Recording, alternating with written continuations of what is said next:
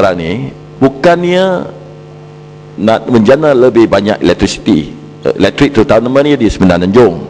Masalah kita sekarang ni memang RE, Renewable Energy ni sistem baik, tetapi masalah sekarang ni kita kelebihan tenaga elektrik hampir sampai 50% yang menjadi kita kata haba panas kepada negara kita dan membazir dan membuangkan kita kata resources negara.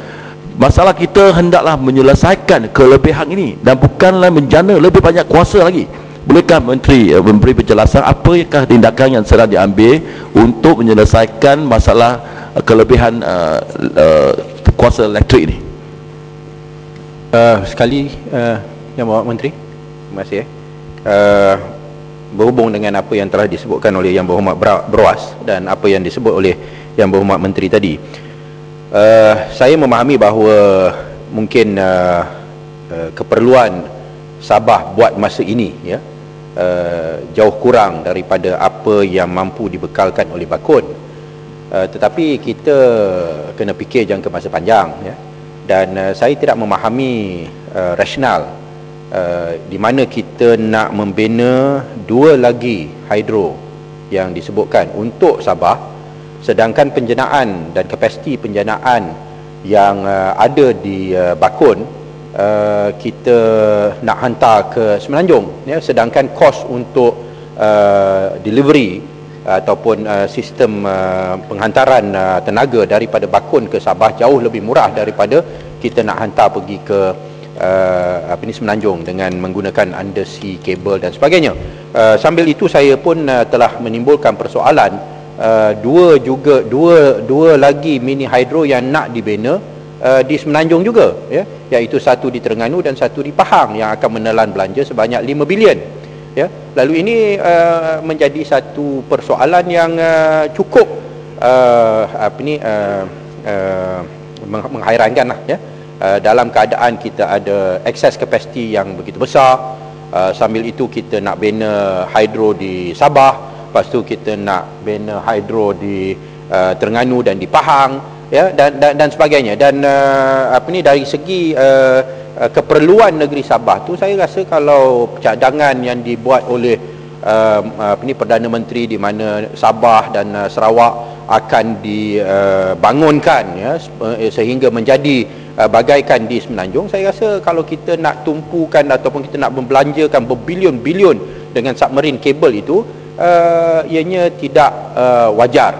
Lebih baik kita bina yang mini hydro di Terengganu, kita bina mini hydro di Pahang, lepas tu kita gunakan kemampuan yang ada di Bakun untuk Sabah dan Sarawak, dan dengan keyakinan bahawa dia punya demand dia, keperluan dia akan meningkat dengan dibangunkan Sabah. Lalu kaedah dan pendekatan yang ditentukan oleh kerajaan Barisan Nasional di peringkat pusat ni memang dipertikaikan. Boleh Tuan Menteri jelaskan? Terima kasih. Abang Menteri minta sedikit saja. Bakun. Renewable energy dan biomass. Di belakang sana pun ada bangun ramai. Ranau. Okey. Ya, sila Labuan. Labuan dulu. Labuan. Terima kasih Datuk Yang Dipertua. Terima kasih Menteri.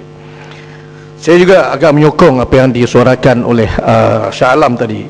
Kalau kita lihat sistem yang ada di Bakun dan kita kena transmit pergi Sabah, kalau dikirakan dengan distance yang begitu dekat, kenapa tidak kita prioritaskan kepada Sabah yang betul-betul memerlukan tenaga listrik yang pada saat ini betul-betul kekurangan. Jadi seolah-olah kerajaan tidak melihat langsung apakah kesusahan-kesusahan yang ada di Sabah, sedangkan yang di depan mata kita sendiri dalam Kepulauan Borneo itu sendiri kita nampak kesusahan di situ. Kenapa kita tidak prioritaskan? Dan yang kedua, kita di Labuan, ini saya sentuh di Labuan sedikit. Kita ada satu power plant di Labuan yang mana kita mempunyai access power yang menggunakan sistem turbine yang menggunakan gas daripada Petronas, yang mana sekarang dikendalikan oleh Sabah Electricity Board ni, yang mana tenaga yang dikeluarkan lebih kurang 112 megawatt. Untuk keperluan Labuan lebih daripada cukup, sehingga kan sebahagian daripada power yang kita generate di Labuan kita supply ke Kota Kinabalu. Tetapi masalahnya, walaupun kita mengeluarkan tenaga elektrik yang begitu besar, tetapi Labuan sendiri masih mengalami blackout yang begitu sering, sehingga kan Labuan punya SAIDI untuk tahun 2008 lebih kurang 867.26, dan untuk tahun 2009 diperkirakan antara 500 ke 600. Jadi apakah langkah-langkah yang akan diambil oleh kerajaan? Sedangkan kalau kita lihat di Labuan itu sendiri, Labuan sendiri adalah terdiri pada oil and gas punya hub, di mana kita punya sistem industri minyak dan gas telah pun berjalan begitu lancar, kerana kita memerlukan tenaga yang stabil sebenarnya di Labuan. Yang kedua, Labuan juga adalah terdiri daripada bisnes untuk IBFC, International Business Offshore Financial Center, di mana semua international bank yang semuanya menggunakan sistem teknologi maklumat yang canggih. Apakah kita sanggup melihat investor akan lari daripada Labuan disebabkan oleh masalah-masalah elektrik yang ada? Jadi diharapkan kepada kementerian, lihatlah keadaan keseluruhan, jangan sampai kita cuma fokus yang ada di Semenanjung yang sudah bagus kelihatannya dia punya sistem elektrikal berbanding dengan Sabah dan Sarawak, kerana di depan mata kita sudah ada sistem elektrik yang bagus yang akan dikeluarkan daripada Bakun, dan kita akan transport lagi sistem itu ke Semenanjung, sehingga akan keadaan di Sabah dan Sarawak juga Labuan akan terabai. Terima kasih. Boleh sambung sikit, Tuan Yang di-Pertua? Boleh. Nak berjalan lagi mana? Sudah. Ranau dulu. Pan dulu. Ya. Siapa? Betul. Dan beginilah, Yang Berhormat, cuba dengar apa yang saya akan baca dulu dalam jawapan saya. Ya, selepas itu baru tanyalah. Sebab banyak yang disebutkan tadi adalah dalam jawapan saya. Ya, Yang Berhormat boleh teruskan ya. Ya. Saya rasa itu lebih elok ya. Kalau on the RE Yang Berhormat Menteri, RE Yang Berhormat ya, RE pun saya ada jawapan sini. Sekarang saya masih dalam Sabah punya situasi ya.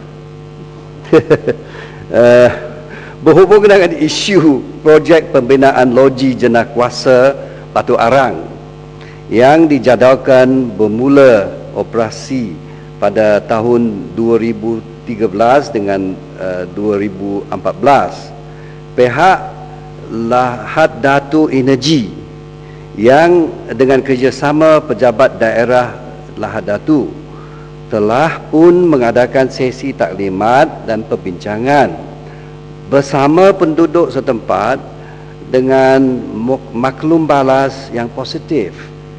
Walaupun pelaksanaan projek ini adalah kritikal, pihak kerajaan tetap prihatin dengan pandangan dan kebajikan penduduk tempatan, khususnya mereka yang terlibat secara langsung dengan pelaksanaan projek tersebut.